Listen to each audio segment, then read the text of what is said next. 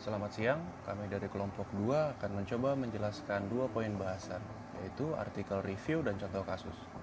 Artikel ini ditulis oleh Noel Albert, Dwight Merunka, dan Pierre Valette Florence dengan judul The Feeling of Love Toward a Brand, Concept, and Measurement. Kelompok kami terdiri dari 9 mahasiswa dan mahasiswi Magister Manajemen Fakultas Ekonomika dan Bisnis Universitas Gadjah Mada, Yogyakarta, Angkatan 76A. Penelitian pada artikel ini berfokus pada pengukuran konstruksi cinta terhadap brand, penunjukan batasan konseptual, dan pengujian validasi skala baru terhadap perasaan cinta terhadap brand. Penjelasan mengenai penelitian akan dibagi menjadi dua bagian. Di bagian pertama, kita akan menjelaskan konseptualisasi konstruksi cinta dalam pemasaran, yang kedua keterbatasan dalam studi perasaan cinta terhadap brand, dan yang ketiga adalah masalah pengukuran yang terkait dengan dua skala brand kecintaan dari penelitian sebelumnya. Di bagian kedua, yang pertama adalah konstruksi baru skala cinta terhadap brand, dan yang kedua adalah penyajian penilaian reliabilitas dan validitas. Konseptualisasi konstruksi cinta dalam konteks pemasaran. Sim and Maiden 1998 merupakan peneliti pertama yang mengenalkan perasaan cinta dari segi marketing.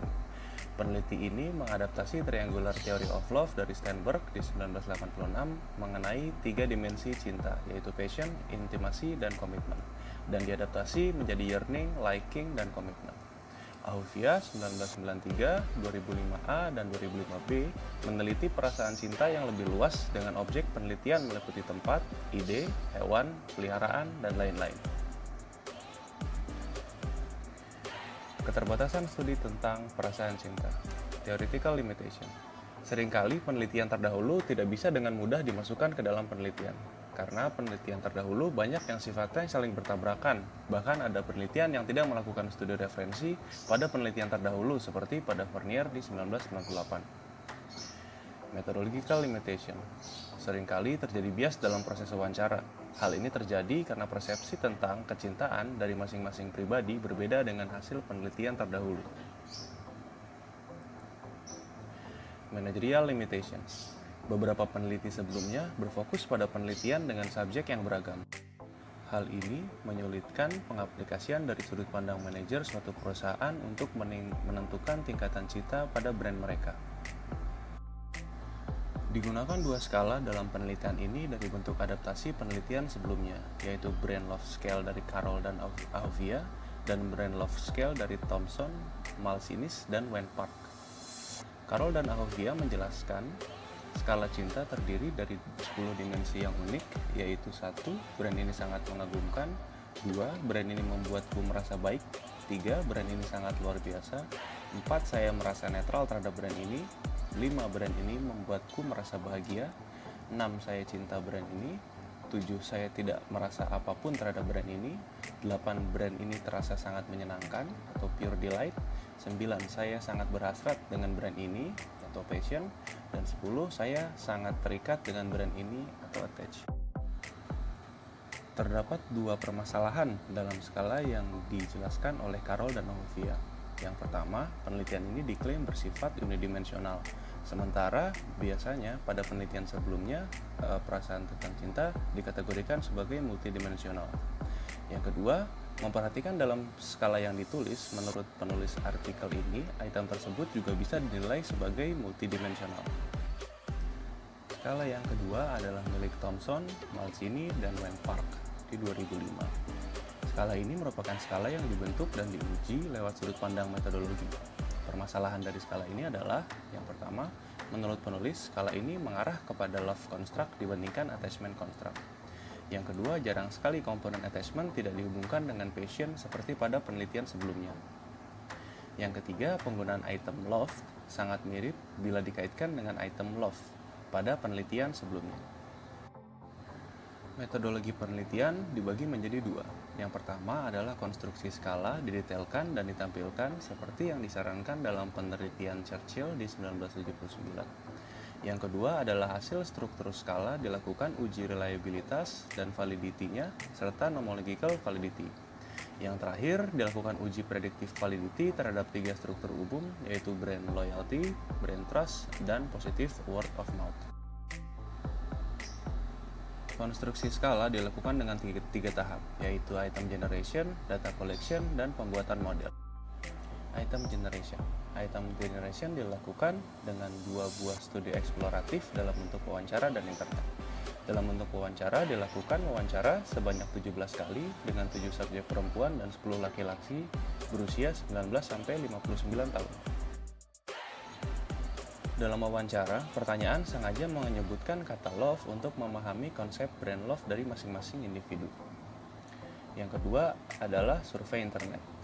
Karena penggunaan kata love dalam wawancara akan mendapat resiko bias atas pemahaman yang berbeda dari responden, maka dilakukan survei internet tanpa menyebutkan kata love. Data collection. Pembentukan skala dilakukan dengan penggabungan dari 2 kategori, yaitu item yang didapat dari hasil wawancara dan survei internet, serta item yang didapat dari hasil adaptasi 2 skala yang sudah ada, yaitu skala Carroll dan Ahovia di 2006, dan skala Thomson, Machinist, dan Park di tahun 2005. Pembuatan model. Pada pembuatan model skala, item yang memiliki sifat konsekuensi atau antesedan terhadap perasaan cinta brand dihilangkan. Hasil set yang digunakan terdiri dari 22 item dan dikaitkan dengan 7 faktor solusi.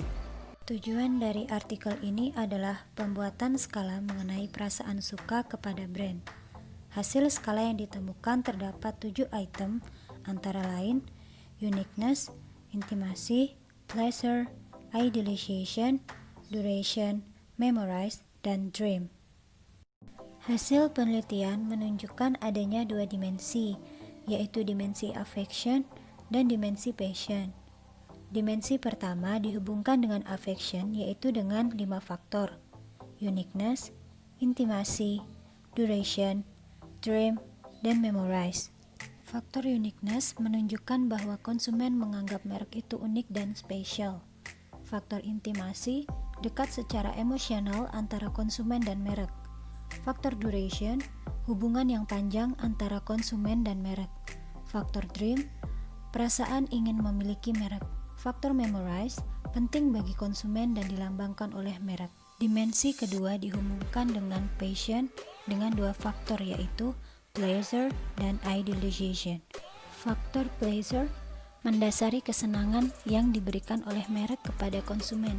Faktor idealization, merek merupakan sebuah keidealan bagi konsumen. Tabel 3 menjelaskan skala cinta merek dari validitas loadings, validitas reliability, dan validitas konvergen. Kecintaan merek dilihat dari validitas loadings. Masing-masing skala faktor lebih besar dari 0,63. Semua uji T lebih unggul dari 2. Kecintaan merek dilihat dari validitas reliability. 6 dari 7 faktor tersebut, yaitu pleasure, intimacy, idealization, duration, memorize, dan dream, memiliki koefisien di atas 0,7. 1 dari 7 faktor tersebut, yaitu uniqueness, memiliki koefisien reliabilitas sebesar 0,672.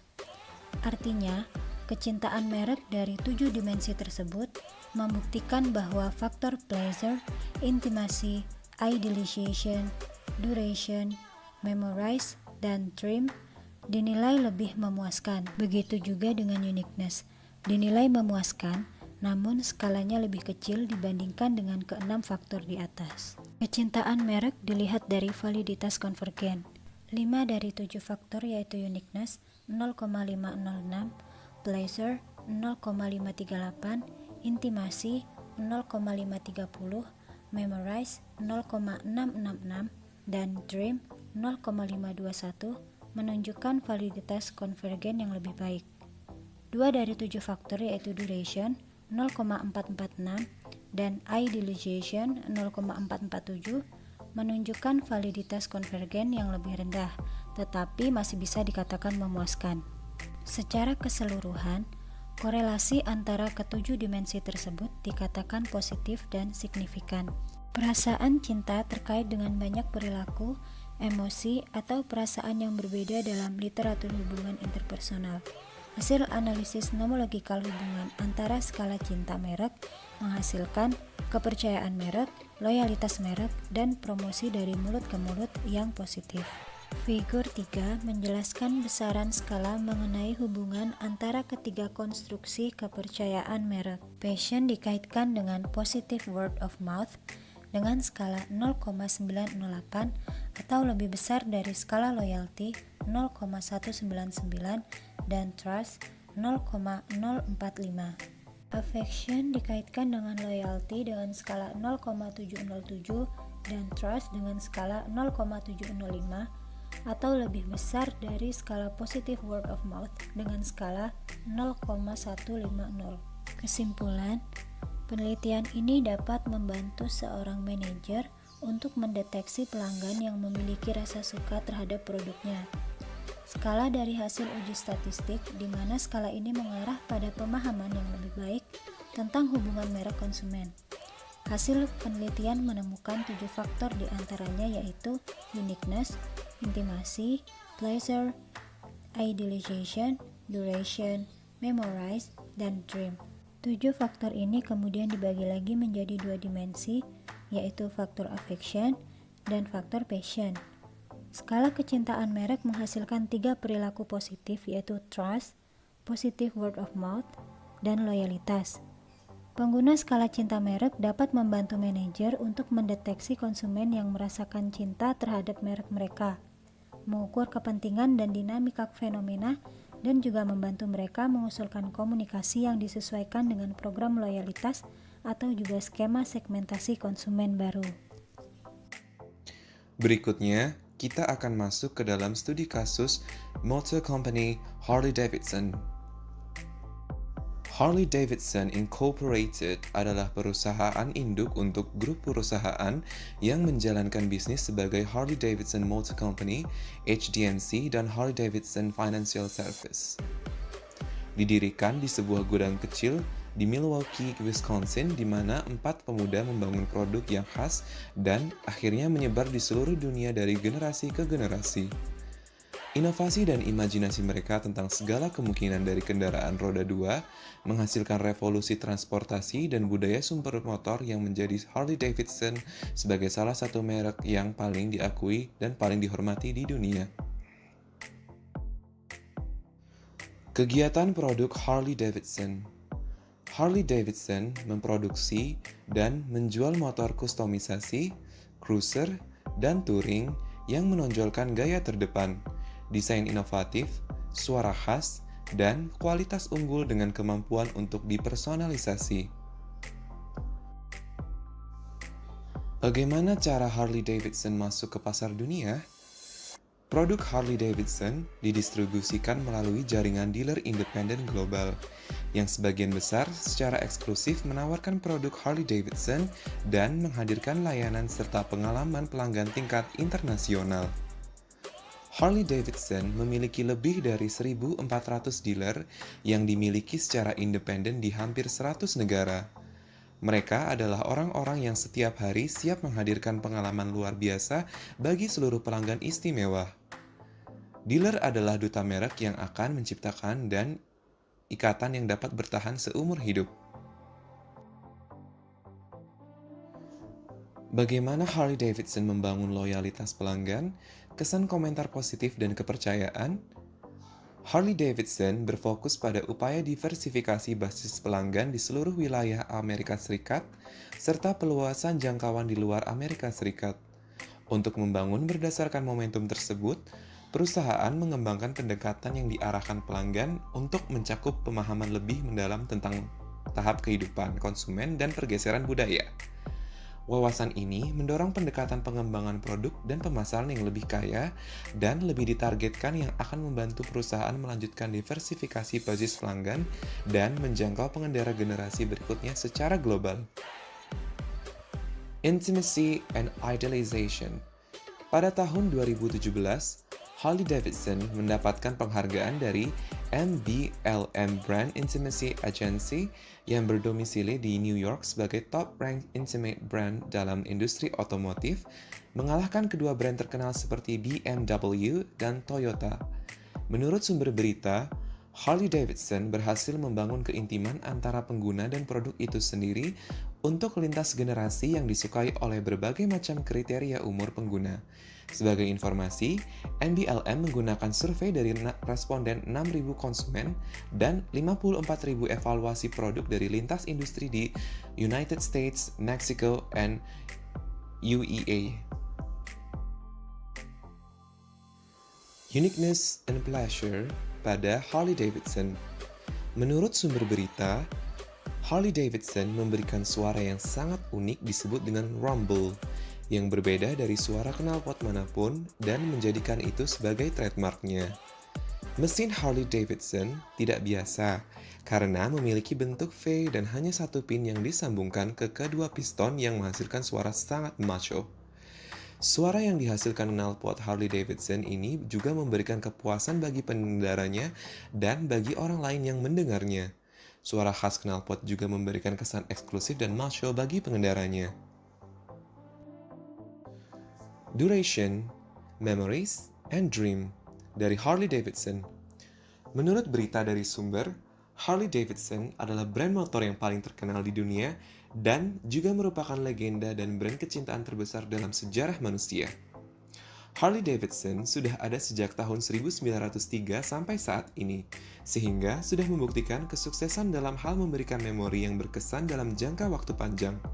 Selain itu, Harley-Davidson memiliki banyak komunitas rider yang tersebar di seluruh dunia, sehingga sudah menjadi American icon dan menjadi produk yang sangat diimpikan oleh sebagian besar pecinta motor di dunia.